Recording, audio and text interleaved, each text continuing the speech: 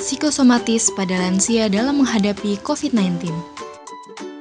Psikosomatis adalah stres emosional yang dimanifestasikan dalam tubuh sebagai rasa sakit fisik dan gejala lainnya. Ketika stres, kita mengalami psikosomatis, di mana cirinya kita merasa bingung, seperti merasa sesak nafas atau merasa mual, padahal mungkin sesak dan mual itu karena cemas. Pandemi COVID-19 yang melanda seluruh dunia otomatis menimbulkan ketidakpastian dan ketakutan. Hal itu dapat memunculkan rasa cemas yang akhirnya menimbulkan gejala seperti rasa gelisah, sulit tidur, hingga sulit mengendalikan emosi. Hal ini yang banyak terjadi pada lansia, mengingat lansia merupakan kelompok rentan yang jumlahnya paling banyak menelan korban jiwa. Apalagi lansia cenderung diikuti dengan berbagai penyakit degeneratif yang akan memiliki kemungkinan lebih tinggi angka kematiannya jika mengidap penyakit jantung, diabetes, paru, asma, kanker, juga darah tinggi. Tips mengendalikan psikosomatis atau kecemasan lansia. Pertama, tidak perlu menangkal perasaan cemas. Tidak perlu menangkal rasa cemas karena kecemasan membantu lansia untuk bersiap dan aman. Rasa cemas bisa kita alihkan menjadi hal yang positif, seperti lebih banyak beribadah dan berdoa, sehingga lebih tenang, siap menghadapi kondisi apapun. Kedua, jangan hanya fokus pada informasi negatif. Pikiran cemas cenderung memperhatikan informasi negatif. Pastikan juga lansia memperhatikan berita positif tentang COVID-19, seperti pengalaman orang-orang yang telah pulih.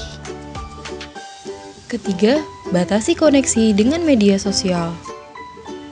Tidak perlu banyak membaca berita tentang COVID-19 di media sosial.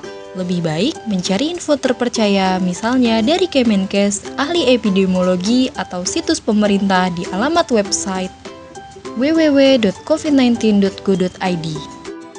Keempat, tetap aktif bergerak. Berolahraga seperti senam ringan sambil berjemur dan bermeditasi di pagi hari, yoga dasar untuk lansia, dan berjalan-jalan di alam bebas sekitar rumah.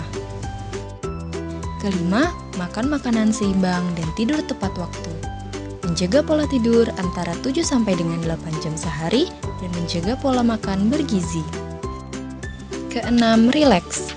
Isi waktu dengan nonton video lucu, mendengarkan musik, dan kegemaran lainnya.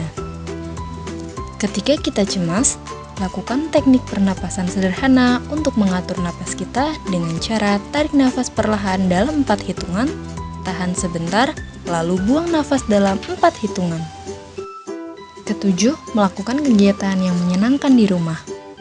Di rumah, lansia bisa bermain, mendongeng, dan bercengkrama bersama cucu, sekaligus melatih memori ringan, mengurus tanaman, dan melaksanakan hobinya di dalam rumah.